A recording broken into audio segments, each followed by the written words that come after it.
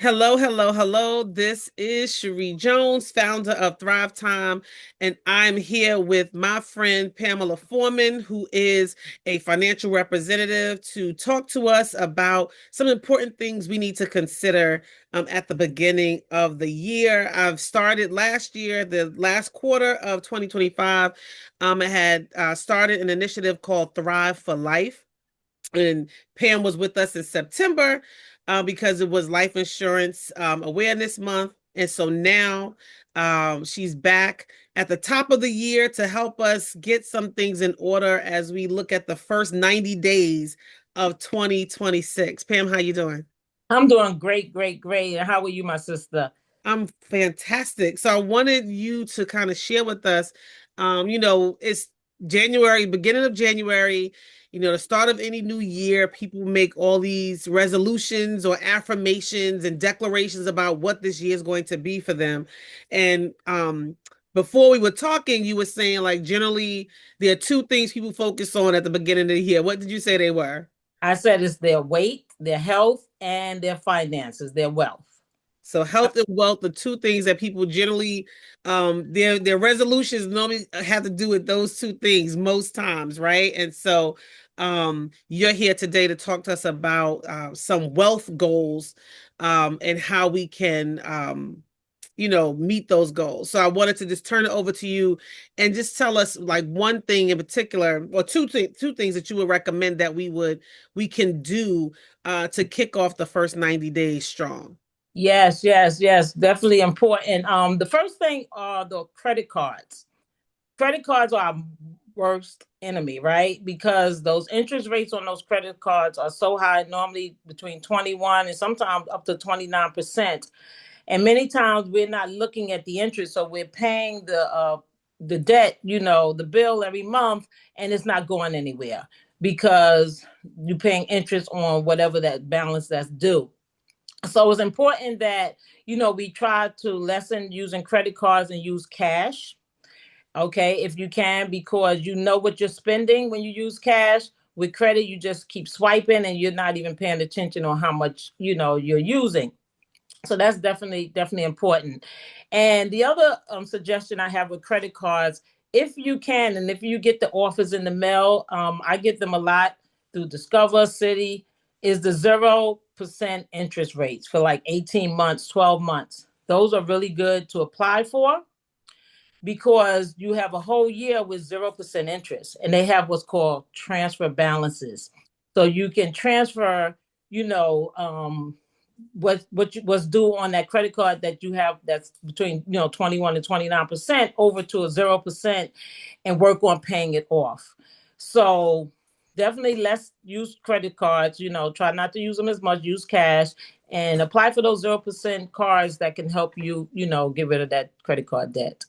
And a lot of people right now probably are in that situation where they have high credit card balances. One, because Christmas is over. So many Yeah. of us used our credit cards to do our Christmas shopping, but also, there were a lot of government workers who were affected by the government shutdown, and they probably had to use their credit cards just to get by until the shutdown was over. And so now at the beginning of the year, we got these bills that's going to come really soon, and Yes. they're going to be due on the 15th or whenever it is. And it's like, okay, now we have to deal with that. So I love that you suggest that we can look at transferring over those high balances, Yes. credit cards at a high interest rate, and use it on a 0% interest credit card. But I know before you had mentioned to me something about bill stacking. So I would love if you would talk more about that strategy and how we can pay off different bills using that. Yes, yes. Bill strategy, bill stacking. One of the strategies for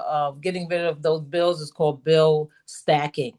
And I used this probably over 15 years ago. It was taught to me and it actually worked. So, we have a budget of how much we pay for our bills monthly. Say if it's $1,000 a month just on, credit card bills, different things that you want to pay off. So you list all of those bills, and say if the lowest bill, the balance is $50, right? So you're gonna pay off the lowest amount first, but your budget for the month is say $1,000, right? So you pay off the $50. Now the next bill and you're going to still pay the other bills. And then the next month, the next bill that's, next to the highest amount would be, say, $200 a month. So you're going to pay the 200, but remember your budget was 1,000. So that 50 that you use for that first bill, you're going to add it to that second bill now because the first one is already paid off. So now you're adding more, money to the balance of that bill, which is now 250. So you're pushing it along a little faster. So say 3 months, that bill is paid off. So now $250 can now go towards the next bill, which may be $300 a month, and you can add that $250. Now you're paying $550. So you just keep stacking once you pay off the other ones, and that will, increase your time of getting rid of that debt, and you becoming eventually debt free. So it may take a year, it may take a little less. And if you get windfalls, you always can, add money to those bills, but you want to get rid of them with those high interest rates because you're like spinning your wheel and not going anywhere. So just to have make sure I understand what you're saying. So let's say I have 3 credit cards, right? And one credit card, I have like $1,000 balance. I mean, that I have to pay, and the other one is 2,000. The other one is 3,000. Just to keep it simple. Yes. So if I focus my attention on paying, I'm never stop paying all of them. I'm paying every bill, but that's the lowest one. Should I pay a little bit more over the minimum balance and then just pay the minimum balance for the other two? Because I know I've heard it that way. So I want to make sure I understand. Well, you can do it that way too. So if the lowest bill, you have a balance, say, of $200 left to pay the card off. Just pay if you can, pay the $200 off. Right. So that's done. But if you just want to pay the a little more to that and the minimums for the rest, that's fine. But also you want to look at the interest rates on that. So, if you have a high interest rate and you only have a balance of like, $200 and you got 21% of that, that's another 40 some dollars added to that money. So you want to try to pay off that small amount. And now that 200 that was already in your budget to pay off, you added to the one that's now, $1,000. So I think part of what I'm hearing is like, it may be, I hear the challenge for myself is like, okay, maybe you make a sacrifice and pay a little bit more, like really be intentional to pay one as quickly as possible. So maybe that means bringing lunch to work, for the next month, so that you don't, that extra money is going to pay off this bill. And then you can, and once you pay off that bill, you're using the money that you paid towards that bill to add it to whatever you were paying for the next bill. So it's like chipping away at it. Chipping. Yes. And it definitely works, and you stay consistent with it, and you'll see that, wow, less than a year or two, depending on how much debt you have, you're now debt free. Yes. Love that. Okay. So great explanation. You got it. Thank you.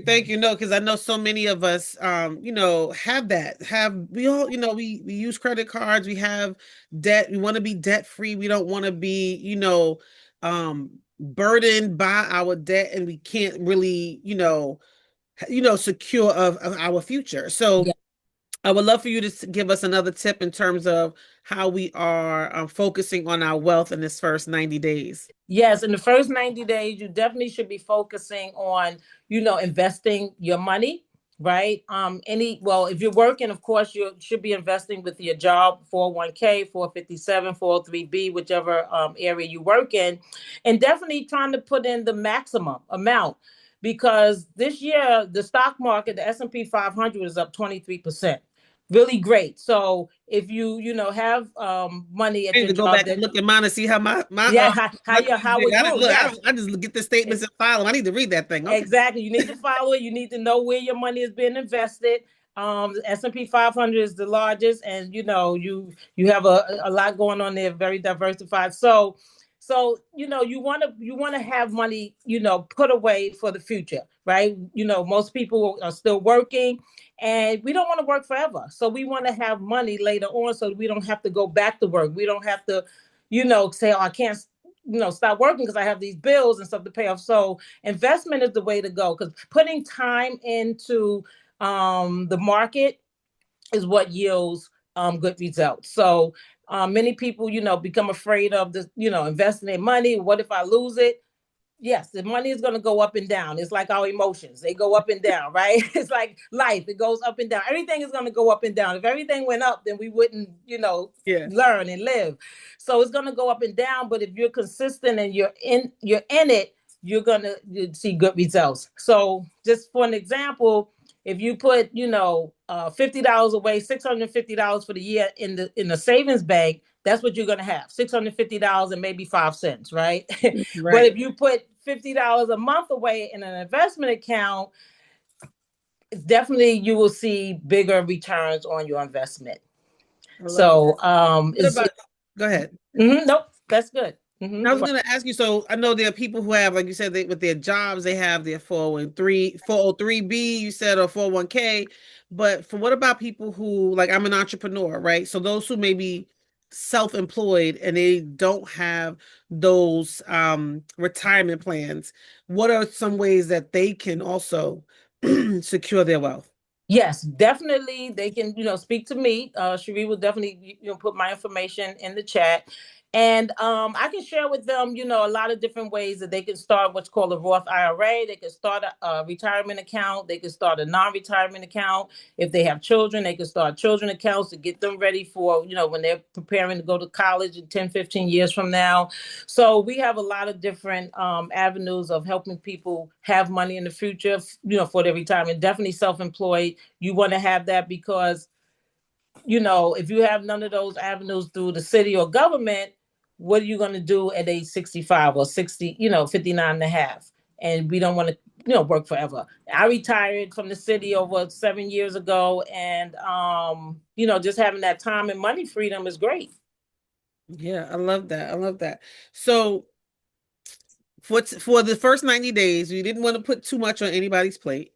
So you're That's right. telling us the two things we can focus on when we're looking at our finances. Two things. If you have debt, Pam has given us a simple strategy to pay down your debt using bill stacking, and then securing your wealth, investing for your future.